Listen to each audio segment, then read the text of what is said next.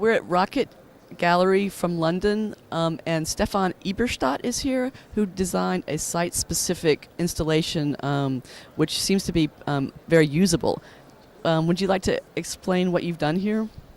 Yeah, uh, it is a site-specific piece, and I like the challenge. The challenge when Rocket approached me and say, "Well, let's have a floor piece out here." Then we came up and say, "Okay, why shouldn't it cover the entire floor?" And then also, since it is a trade show, why shouldn't it be in the meta sphere between, let's say, an autonomous piece and a walkable floor? And since it's a walkable floor on a booth needs to have some, utilitarian furniture, like a stool, a bench, or a post.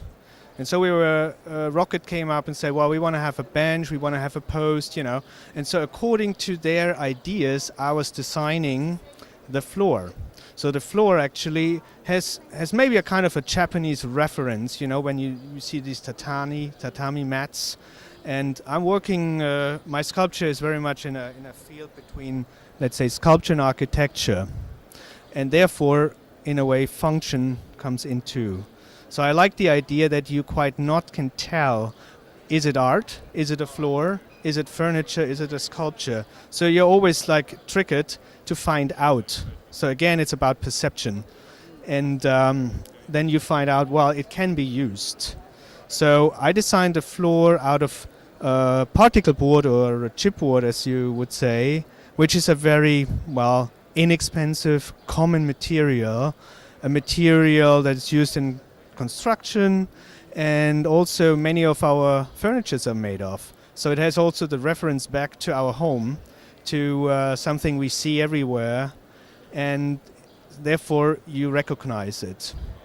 And as you can see here, the concept of the floor works out of proportions. They're sort of interlocking and go through the whole floor. And it is made out of 2 layers. And sometimes the second layer, the top layer, is taken and folded up, breaks up. This element, this segment that forms the second layer is broken up into a stool, maybe, forming a stool. And over here, it's breaking up into the post where the video stands on it, and back there into the bench. So you have, therefore the title is Floorscape, because it's sculptural scaped, even if it's very low, only 2 layers. And then in addition of it, one segment stays empty, and we have another piece coming in, which is this dispenser. And this is a series of block-shaped sculptures that have specific inserts and that are filled with paper. Just ordinary paper you can buy in a copy shop, 8.5 by 11. So again, the paper, since it's so bright and it is stacked on top of each other, could be just a block, like an autonomous white form. But then as you approach closer, you find out these are individual sheets of paper that can be used. So it serves 2 purposes, being very functional, but also autonomous. And it could fit into an office space, and maybe you fulfill both things, like you have a piece of art, but also you can take out the paper to use it. Do you think the line between the fine arts and design, furniture design, interior design, do you think that line is increasingly blurred these days? Actually, yes. Yeah, I think artists don't necessarily work so strictly within borders. Like, I'm a painter, I only can paint and not doing anything else. Or, you can say it with any other medium as well. I think there's a lot of interaction and collaboration, and we are referring to many things. Like, you look at design, you look at cars, you go shopping, you go in furniture shops, and all the things, also maybe in a sociological point, are interesting. So it's not just the sort of the white cube or some realm of, I don't know, art. Pure art is still there. you're looking, and this visual appearance of so many things, they come into art.